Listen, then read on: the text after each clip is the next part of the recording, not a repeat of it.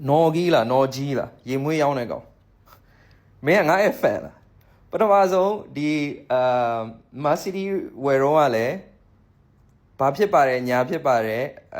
ဟိုမလေးရှားမှာအဲ့ကဘလောက်ဟိုဖြစ်ပါတယ်ဒီဟာဖြစ်ပါတယ်ဆိုပြီးတော့ဗီဒီယိုလုပ်တယ်ပြီးတော့ခဏနေတော့ဖြတ်သွားတယ်အဲ့ဒါကိုငါဘာလို့သိရလဲဆိုတော့ဟို fan နေလားပို့ပေးတယ်ဒါမှမဟုတ်ဝန်ထမ်းနေလားမသိဘူးပို့ပေးပြီးတော့ Ferrari ဝယ်တဲ့အချိန်ကျတော့လေ तू ကအောက်ခြေကတက်လာပါတယ်သူက3200ရှိပါတယ်ဆိုပြီးပြောတယ်အဲ့3200ကမင်းက Ferrari ကားရဲ့ engine စာတော့မရှိဘူးပြောချင်တာငါတို့ကစီနဲ့ရေမလို့မင်းဟိုငါစောက်ဟိုအာယုံထဲမှာလည်းမရှိဘူးစကားတွေလည်းထည့်ပြောစရာလည်းအကြောင်းမရှိဘူး right ဘာလို့ဆိုတော့ဟိုအဆင်ချင်းမတူဘူးကွာလူတိုင်းလည်းသိရမင်းလည်းသိရငါလည်းသိရအဆင်ချင်းမတူဘူးဆိုဟုတ်တယ်မလားဒါပေမဲ့ကွာဒီလိုဖြစ်နေတဲ့ပုံမှာအများကောင်းကျိုးဖြစ်သွားအောင်လို့မင်းကငါရဲ့ဟိုဒေါ်လာ1000 cost ကိုဂျင်းလို့ပြောတယ်အဲ့တော့ဂျင်းဟုတ်လားမဟုတ်လားဆိုတော့အလုံးနဲ့တက်တည်ပြမယ်သူများလည်းကောင်းကျိုးဖြစ်အောင်လို့မင်းရဲ့စီးပွားရေးကတစ်လောက်ဘယ်လောက်ရှာနေ90လား100လားပွင့်ပွင့်လင်းလင်းငါတို့ဆွေးနွေးမယ်မင်းရဲ့စီးပွားရေးကိုခုနလိုပဲငါထုံးစံဒေါ်လာ1000ဆိုရင်3နာရီလုပ်ပေးတယ်တစ်လားချပြီးတော့တစ်နာရီ consulting လုပ်တယ်မင်းကငါ2နာရီနဲ့လုပ်ပေးမယ်တစ်လားချမယ် right ပြီးရင်ပတ်စံလည်းမင်းကိုပေးစရာမလိုဘူးမင်းကမှတစ်လားသိန်း100ဝင်နေတယ်တစ်လားသိန်း90ဝင်နေတယ်ဆိုရင်မင်းအဲ့ဝင်ငွေရဲ့90%မိဘမဲ့ကေယာပဲဖြစ်ဖြစ်ဒီမွတ်စလင်တနည်းအားရမှာမင်းလှူလိုက်လှူပြီးမင်းကအဲ့လက်မှတ်ကိုပို့လိုက်မင်းတို့အဲ့ free consultation လုပ်ပေးမယ်အလုံးနဲ့စကားပြောမယ်ငါတို့က online ကနေဟို or လုံးမဲ့ကောင်လည်းမဟုတ်ဘူးမင်းရဲ့နာမည်ကိုလည်းငါတခါမှတက်မပြောဘူးအခုမှပဲတက်ပြောဘူးပဲဘာလို့ဆိုတော့မင်းကငါရဲ့ video ကိုနောက်က reaction လုပ်ပြီးတော့ဟိုအကြီးတွေမင်းကပြောနေမင်းကဘာလဲဆိုတော့လေဟုတ်တယ်မင်းအောက်ခြေကတက်လာမင်းတို့ကတော့ဘာပဲဖြစ်ဖြစ်တော့ပါတယ်ဒါပေမဲ့ဘလို့လဲဆိုတော့မင်းရဲ့အုံနောက်ကအောက်ခြေကတက်ပြီးတော့ဒီ crown လောက်တစ်စည်းလောက်ရှိတာကိုမင်းကစောက်ကြီးစောက်ကျယ်ထင်တယ်အဲ့တော့ဒါထက်မကတက်အောင်ငါလုပ်ပေးမယ်မင်းတို့လည်းအကျိုးရှိတယ်ငါရှိမှလည်း Muslim audience တွေအများကြီးရှိတယ်မင်းရှိမှလည်း Muslim audience တွေအများကြီးရှိတယ်သူများတွေအတွက်အကျိုးရှိတယ်အလုံးနဲ့အလုံးလုပ်မယ်လေပါဇက်နဲ့ဟိုပါဇက်နဲ့အလုံးမလုပ်ဘူးလေဟုတ်တယ်မလားသူများအကျိုးအတွက်လုပ်မယ်လေငါအတွက်ကအဲ့လိုမျိုးသူများအကျိုးအတွက်ဆိုရင်လုပ်မယ်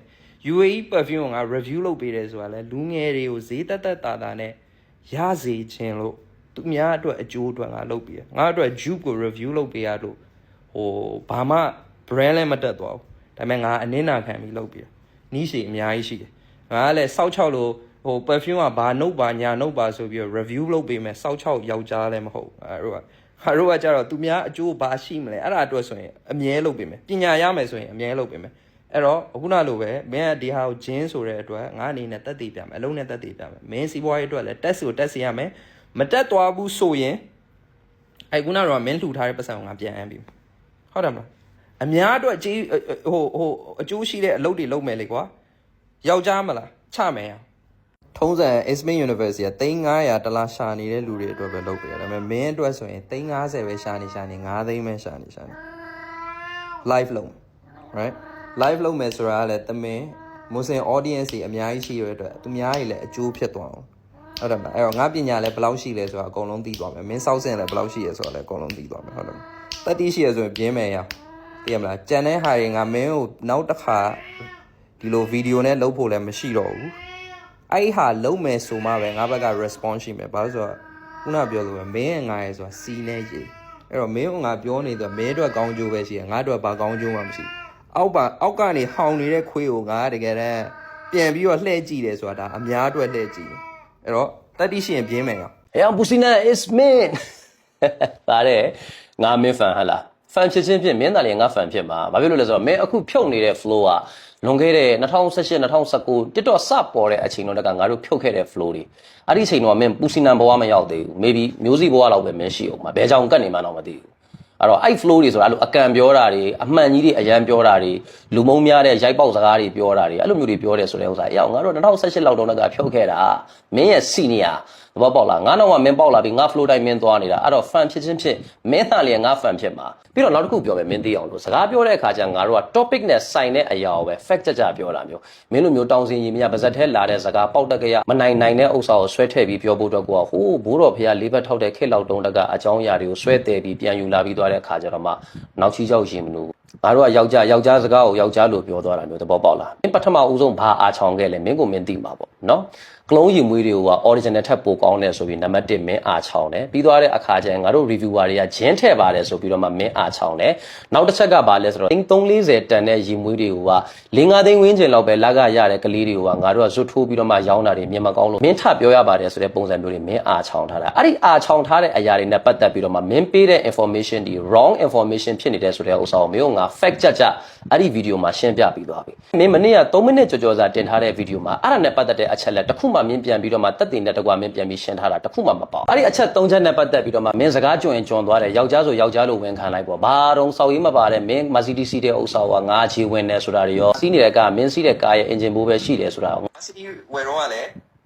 ဘာဖြစ်ပါတယ်ညာဖြစ်ပါတယ်ဟိုမလေးရှားမှာအဲ့ကဘလောက်ဟိုဖြစ်ပါတယ်ဒီဟာဖြစ်ပါတယ်ဆိုပြီးဗီဒီယိုလုပ်တယ်ပြီးတော့ခဏနေတော့ဖြတ်သွားတယ်ဆိုတော့မင်းရှိမှာတော့အဲ့ဒီဗီဒီယိုအခုချိန်တော့ရှိအောင်ပါပဲဟုတ်တယ်မလားမင်းပြောတယ်မင်း fan နေမင်းကိုပို့ပေးတယ်ဆိုတာပြန်နားထောင်ကြည့်တယ်အဲ့ဒီဗီဒီယိုထဲမှာကမင်းနဲ့ပတ်သက်ပြီးတော့မှမင်းကိုထိခိုက်နေတာအောင်ပြောထားတဲ့စကားမျိုးတခွန်းပါလားအဲ့ဒီဥစ္စာငါ့ကိုလာမှန်ထားတဲ့ comment ပိုင်ရှင်ငါ reply ပြန်ထားတဲ့ဗီဒီယိုဂျပန်ကားအဆုတ်စီးပြီးွားတဲ့အခါကျတော့မှအရေးကြိုပို့ရတော့မဲ့ကားနဲ့တဲ့စောက်ကြီးစောက်ကျယ်လေးသာမင်းကပြောနေတာတဲ့ဟိုမှာမလေးမ Ismin အားတဲ့ဗါတဲ့ Mercedes စီးပြီးွားတဲ့အခါကျမှဖြုတ်နေပြီဆိုလားအောင်မြင်နေပြီဆိုလားမသိမင်းမရှိမင်းပြန်နာထောင်အဲ့ဒီမန်ပိုင်ရှင်ကိုငါ reply လုပ်ပေးလိုက်တာရှင်းရှင်းလေးပဲငါမြန်မာနိုင်ငံမှာနေရလို့ဒါ2500 3000ပေးပြီးွားတဲ့အခါကျမှဂျပန်ကား ground ကိုငါစီးနေရတာငါလည်းနိုင်ငံခြားမှာရှိနေတယ်မလေးမထိုင်းမှာရှိနေတယ်ဆိုတော့2500 3000ဆိုတဲ့အမောင့်ကယူရိုပကားအမှန်ကန်လမ်းပြန်နေတဲ့ BMW Mercedes ကိုဝယ်ပြီးငါစီးလို့ရတယ်ငါပြောတာဒါပဲရှင်းရှင်းလေးပဲအဲ့ထက်မှမင်းကိုထိခိုက်သွားတဲ့နစ်နာသွားတဲ့စကားလုံးဘာပါလဲ Mercedes နဲ့ပတ်သက်တဲ့ဗီဒီယိုကအဲ့ဒီ comment လာမှတ်တဲ့ကောင်ငါနည်းနည်းလေးနှိမ်နှင်းလိုက်တဲ့အသုံးလုံးကကျန်းသွားတဲ့အပေါ်မှာ community standard နဲ့မညီဘူးဆိုပြီးွားတဲ့ခါကျမှအဲ့ဒီဗီဒီယိုကဖျက်ချခံလိုက်ရတာပြီးတော့မင်း Ferrari ဝယ်စီးတဲ့ဥစ္စာနဲ့ပတ်သက်ပြီးငါထပြောတယ်ဆိုတဲ့ဗီဒီယိုလည်းအခုချိန်ထိငါအကောင့်ထဲမှာရှိသေးတယ်မင်းပြန်ဝင်ကြည့်မင်းနဲ့ပတ်သက်ပြီးတော့မှဟဲ့အောင်မင်းစောက်ကြောင်းကစောက်ဖက်လုပ်ပြီးပြောထားတဲ့စကားအဲ့ထက်မှတခွန်းမှမပေါ့ဘူး Ferrari အနီအောင်မြင်ဘူးလားဆိုပြီးတော့မှမင်းရဲ့တာဇန်ဖန်တကောင်ငါ့ကိုလာမေးထားတဲ့အပေါ်မှာငါပြန်ဖြေထားတာဒီလိုပြန်ဖြေထားတာ Ferrari အနီအောင်မြင်ဘူးလားတဲ့ Ferrari အနီအောင်ဘဝကြီးလားမသိလို့နေပါပြီးတော့အဲ့ Ferrari အနီအောင်မင်းစီးနေရတာပြောဟမ်သူများစီးနေတယ် Ferrari အနီအောင်လာပြီးငါလာပြီးမြင်ဘူးလားတော့ဘာလို့မေးတာကြမင်းစီးနေတာလည်းမဟုတ်ဘဲနဲ့ပါလာမင်းစောက်ကြောင်း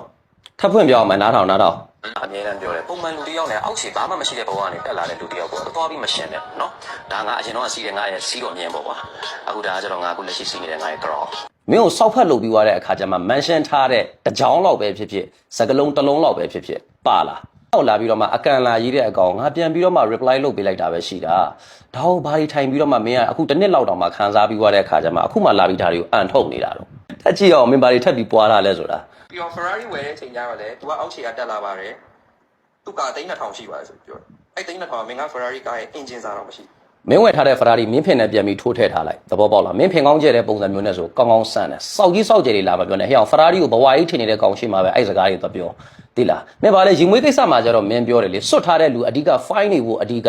စွတ်ထားတဲ့ရေမွေးကကလုံးဖြစ်နေတယ်ဆိုလဲစော်ကြည့်တယ်ဆိုဟဲ့အောင်ကားမှလည်းအဲ့တိုင်းပဲဟဲ့အောင်ကားခွေကင်နေတဲ့လူကအဓိကမင်းစောက်ခွက်နဲ့က Ferrari ပေါ်တက်ထိုင်နေဆိုလဲဟဲ့အောင်ငခုယုံမပြောက်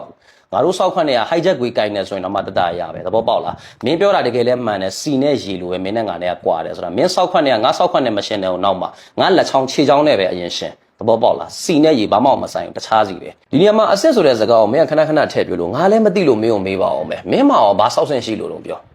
မင်းကဘယ်လောက်စောက်ဆင်းရှိလို့သူများရဲ့ professional life ကွာသူများရဲ့ business ကိုကဝင်ပြီးဝေဖန်ရတဲ့အဆင့်ထိပါတယ် reviewer တွေကဂျင်းထဲတယ်တို့ပြီးသွားတဲ့ခါကျရင်ရေမွေးနဲ့ပတ်သက်တဲ့ knowledge ဘာတစ်ခုမှမရှိဘဲနဲ့ original ထက်ကိုကလုံးဝပိုကောင်းတယ်တို့ဆိုတဲ့စစရက်ကဝင်လို့တဲ့စကားမျိုးမင်းပြောရတာလေဘာစောက်ဆင်းရှိလို့ဘာနားလဲလို့မင်းကအဲ့ရေမွေးနဲ့ပတ်သက်တဲ့အကြောင်းအရာတွေကိုဝင်ပြီးတော့မှအာချောင်ရတာတော့ငါမသိလို့မေးတာပြောနေတဲ့အဲ့ဒီအဆင့်ဆိုတဲ့ဥစ္စာဆင်းရဲချမ်းသာတာနဲ့တတ်မှတ်တာလားဒါမှမဟုတ်ဆိုမင်းစီးနေတဲ့အဲ့ဒီ Ferrari စီးနိုင်တာနဲ့မစီးနိုင်တာနဲ့မှခွဲခြားပြီးတော့မှတတ်မှတ်တာမျိုးလားမြန်မာပြည်မှာဟဲ့အောင်ဆင်းရဲတဲ့လူတွေအများကြီးရှိတယ်မင်းပြောတဲ့ပုံစံအတိုင်းဆိုပါလဲစောက်စစ်မရှိကြဘူးပေါ့အဆင့်ဆိုတာဘာလဲသိတာလူတယောက်ကကိုယ့်ကိုလှုပ်တာမကြိုက်ဘူးဆိုကိုယ်လည်းသွားမလှုပ်ရအောင်အဲ့ဒါအဆင့်လို့ခေါ်တယ်မင်းတို့ကမင်းအလုံးနဲ့ပတ်သက်ပြီးတော့မှမင်းတင်တန်းကိုဂျင်းလို့ငါတခွန်းလေးပြောလိုက်တာနဲ့မင်းမှဖြက်လူပြီးသွားတဲ့အခါကျတော့မှငါ့ဟိုလေတွေတိုက်တာမှအကြီးกว่าငါအေးတောင်ပတ်တယ်သိလားဒါပေမဲ့မင်းငါအလုံးနဲ့ငါ professional နဲ့ပတ်သက်ပြီးသွားတဲ့အခါကျတော့ reviewer တွေကဂျင်းထဲ့တယ် reviewer တွေမင်း by name ငါနာမည်တော့မတက်ဘူးကွာဒါပေမဲ့ reviewer တွေဆိုတာဟဲ့ငါ review လုပ်နေတဲ့လူတယောက်လေဆိုတော့ငါမင်းအကုန်လုံးကတင်ကြုံပြီးသွားတဲ့အခါကျမှထည့်ပြီးသွားတဲ့အခါကျမှ reviewer တွေကဂျင်းထဲ့တယ်တို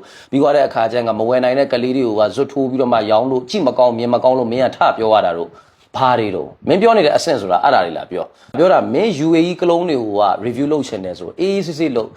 UAE ကလုံးတွေကဈေးတန်းလဲတက်တာတယ်အနံ့လဲဆွဲတယ်ဥမာအဖြစ် original တွေကိုမတက်နိုင်ဘူးဆိုရင်က UAE ကလုံးငါသုံးနေတဲ့ဥစ္စာဒါမျိုးတွေသုံးလို့ရတယ်ဒီလိုမျိုး review ကိုရိုးရိုးတက်တက်လွတ်လွတ်လပ်လပ်ပေးလေကွာဘာမဆိုင်ညာမဆိုင်မင်းဒီ industry ထဲမှာရှိတဲ့ reviewer တွေဆိုတဲ့ဥစ္စာနဲ့ဒီမွေး review လုပ်နေတဲ့လူတွေအကုန်လုံးထည့်ပြီးတော့မှတင်ကြုံပြီးပြောပြီးသွားတဲ့အခါကျတော့မှမင်းလုံးနေတဲ့အလုံးနဲ့ပတ်သက်ပြီးတော့မှဒီဘက်ကပြန်ပြောတဲ့အခါကျတော့မှမင်းမှာလေးတွေထပြီးတော့မှတိုက်လိုက်တဲ့အတိုက်ဆိုတဲ့ဥစ္စာရောက်ငါအေးတောင်ပတ်ချင်တယ်ဆိုတော့ကိုယ့်ကိုလောက်တာမကြိုက်ဘူးဆိုရင်လေကိုကမလုပ်ရဘူးအဲ့ဒါအဆင့်လို့ခေါ်တယ်ပြီးတော့မင်းရဲ့3လမှာ3နာရီတင်ပေးတဲ့ဒေါ်လာ1000တန်တင်တန်းကိုမင်းကငါ့ကို free join ခွင့်ပေးအောင်မယ်ဟဟလားမင်းကငါ့ကို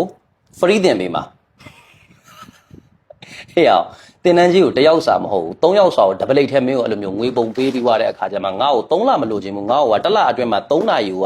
အပြတ်တင်ပေးစမ်းဆိုပြီးသွားတဲ့အခါကျတော့မှမင်းအရှိမငွေပုံပေးပြီးတော့မှတင်ခိုင်းလို့ရတဲ့စောက်စင်မျိုးငါမှရှိတယ်သဘောပေါက်လားမင်းအဲ့ဒီစောက်ချိုးမျိုးကလေမမြင်ဘူးတဲ့ကောင်မရှာနိုင်တဲ့ကောင်မသုံးနိုင်တဲ့ကောင်မျိုးအဲ့ဒီစောက်ချိုးတွက်ချိုးငါလာမချိုးနဲ့သဘောပေါက်လားငါပြောတာမင်းတင်တန်းကနေ free တင်ပေးုံနေမကောက်ကွာငါ့ကိုထပ်ပြီးတော့မှငါလို influencer မျိုးမင်းတင်တန်းမှာလာတက်တဲ့အတွက်ကြောင့်မလို့ပတ်စံမှာထပ်ပြီးပေးအောင်မယ်ဆိုရင်တော့မှ sorry ပဲ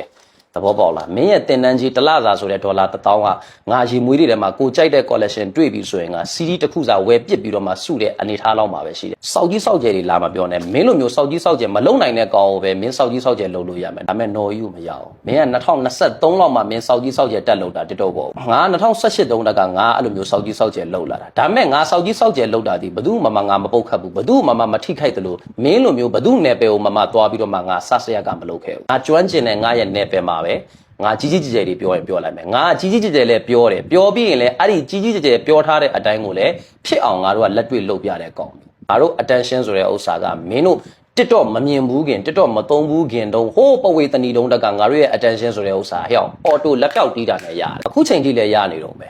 မင်းကိုမှီပြီးတော့မှငါ attention ရှာရအောင်လို့ငါ TikTok ပေါ်မနေ့တနေ့မှတက်လာပြီးတော့မှ follower 1k 2k ပဲရှိတဲ့ကောင်မဟုတ်ဘူးအဲ့လိုမျိုး follower 2 million over ရှိတယ်ဆိုတော့ account လောက်ကိုကတနာတယ် follower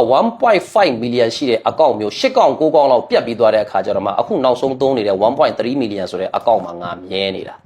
ပြီးတော့ငါကအဆွဲချိုးပြီးသွားတဲ့အခါကျမှငါနေလိုက်တာကြားပြီဘာဖြစ်လို့လဲဆိုတော့ငါကလေးလေးတွေတဖြည်းဖြည်းနဲ့1ယောက်ကနေ2ယောက်3ယောက်ကနေ4ယောက်ဖြစ်လာတဲ့အပေါ်မှာငါငြိမ်လိုက်တာကောင်းပါလေလေဆိုပြီးသွားတဲ့အခါကျမှ